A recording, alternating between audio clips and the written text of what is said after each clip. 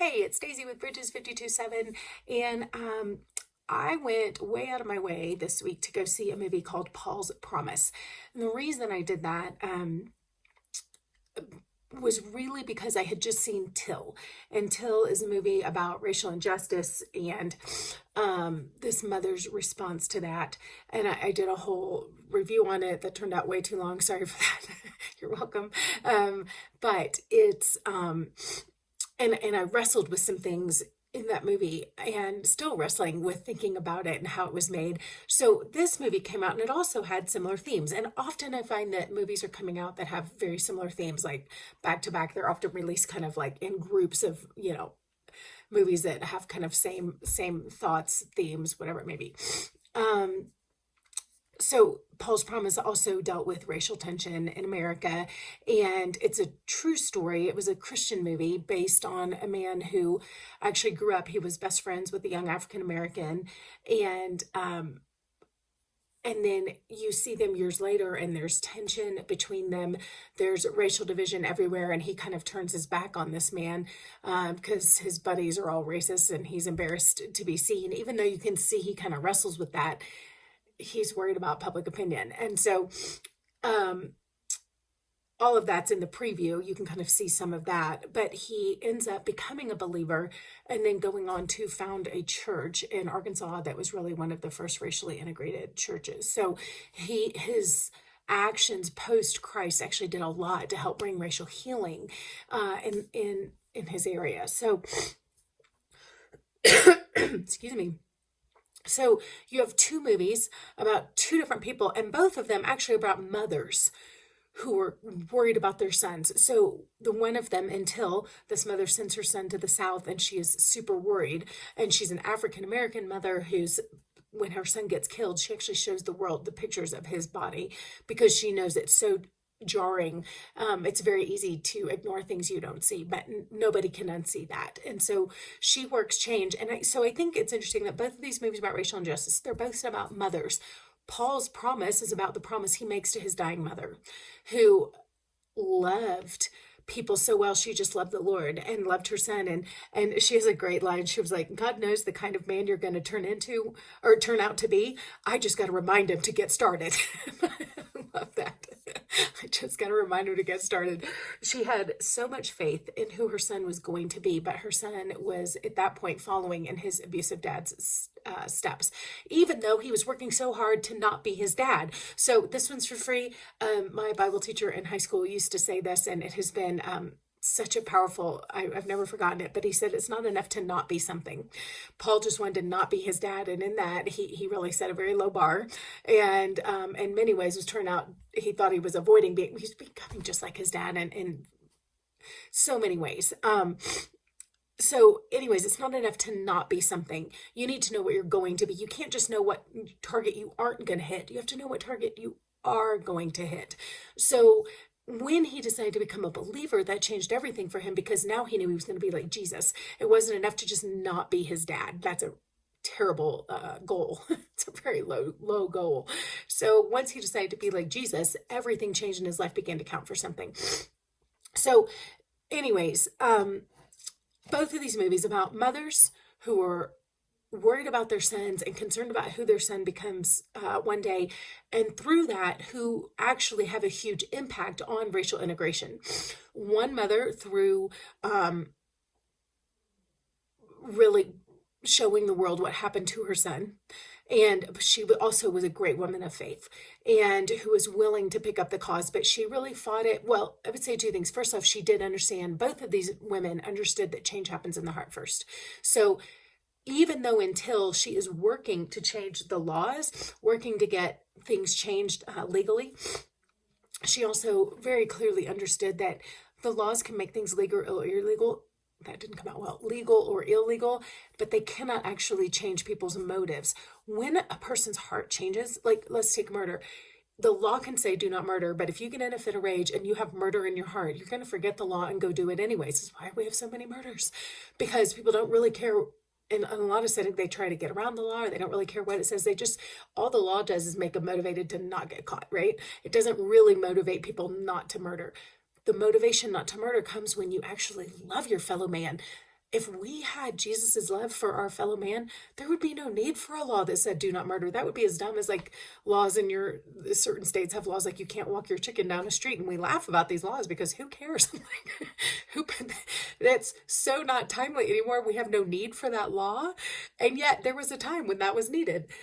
But as circumstances change, sometimes you don't need the law, right? I think if people were living as Jesus did, as it's supposed to be on earth as it is in heaven, there's no need for a law like that in heaven because no one wants to murder. We all are like Jesus there. We all have his love in our hearts. So there's no need to legislate our morality because our morality is coming from within. So, however, I understand there is a point for the law. I also understand that when the majority of people's hearts begin to change, the laws come into alignment with that. And so sometimes it's the chicken or the egg as to which is the most important step first, because we can change laws and then people get used to it. But sometimes if we just change people's hearts, we don't have to worry about the laws because they'll come into alignment with where people's hearts are, and they won't be as necessary anyways. So so until she is working towards injustice, working to fight that by showing people what happened, by moving people's hearts. But that focus of that movie is very much about the injustice that was done to her son. This movie, Paul's Promise, is much more about the faith of his mother for what his life was going to be. She wanted his life to change. She wanted him to find faith in the Lord. And she's passionately devoted to that commitment. I mean, she prays every day. In fact, she's dying of cancer. She's like, I can't die because no one will pray for my son like I do. No one will pray for him like I do. And that wipes me out. I think of Isaiah looking around going, or the Lord, it's in Isaiah, but he's like, I looked for someone who would intercede for the people and I couldn't find anyone. And Jesus himself is sitting on the throne of God at the right hand, interceding for us day and night. And he is dying for, proverbially speaking, for people to come and join him in that place of intercession for our fellow man. He so wants us to care about our fellow man enough that we will join him in that intercession, because our prayers, he said, when two or more in agreement, well, he's already praying. So if we just agree with him in his prayers, like we have his yes, and we get in alignment with his heart, and then we move him to act. So he is dying for us to come and join him in that place of intercession. But she knew, no one's going to love and pray for my son the way I will. I don't want to leave until I know this has happened. And that faithfulness. And it's a great movie because they really wrestle with, she's had a lot of prayers through the years. In fact, she got really hurt for a while. She said, where was it? She said, God hasn't been listening to me. She goes, I pray and nothing changes. And she went through a list of certain things she had prayed for a lifetime and had not seen happen in her lifetime. And that leads me to like Hebrews 11, the Hall of Fame, where it talks about the men who prayed and trusted God for promises to be answered, even though they died without even seeing the answer to them. Some got them years later, some even died without seeing the promises. And God considered them righteous because they trusted God without seeing the answers to their prayers. And so she's in that wrestling with choosing to trust the Lord, even though she has not seen the evidence yet of the things hoped for. And it's I think a really raw movie at a lot of moments where they talk about that. There's another time where Paul is angry at the Lord and he's like, why would I want to go to a heaven and spend eternity with a God who watched us go through hell on earth and was okay with that? He's so bitter about his past and all the things that God didn't do. And he's like, my mother was faithful all her life and this is what she gets, cancer. And he was like, you can keep your God, like if that's how he rewards his servants. And so these are, I think, just such honest things that we can all struggle with, but especially non-believers who have not trusted the Lord, but they look around at their life and they see the reality that they are living in the natural, and they're like, this is God for you. Like, I think you can keep him. And the movie does a really great job of answering some of those things. And again, I love it because there's no plot manipulation. This was a true story. So as Paul changes and his mom's prayers are answered, we can't say, well, that was convenient for the author to do that. No, this was what God did, the author and the perfecter of our faith. So the author of the story did that in real life, not just for some plot manipulation. So I just would encourage, okay, I'm trying to gather my thoughts here. There were so many great quotes in this. Another one that they talk about several times is you can't defeat the devil by acting like the devil. Darkness will not drive out darkness. Only light can do that. We've heard that before, but the same thing, hate cannot drive out hate. Only love can do that. And actually that's spoken by one of the best friend, the African-American best friend. And this was the other thing that I thought they did really well was both sides of all the different races, the African Americans, the whites, whatever, they're all presented with some people who are very kind and loving and some that are racist and hateful and horrific. On both sides, there are angry people on both sides. There are also healthy people on both sides. And I thought that was a really fair view and really honest. And I kind of appreciated that. That was one of my concerns about Till was the perspective, and maybe it was just completely true because again, I wasn't at that jury scene, like I don't know what that town was like. Maybe that whole town had just turned evil.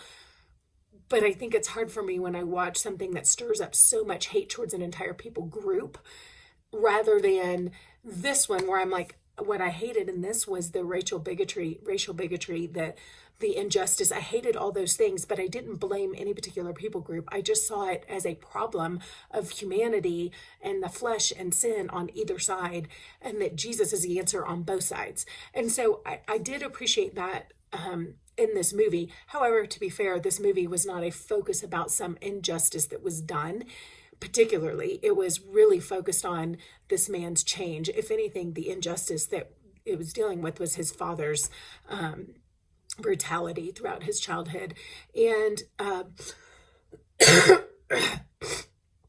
and he just never could understand how he had suffered that. And that was one of the pieces of healing that really happens, is he finally heard his mother's perspective on her marriage.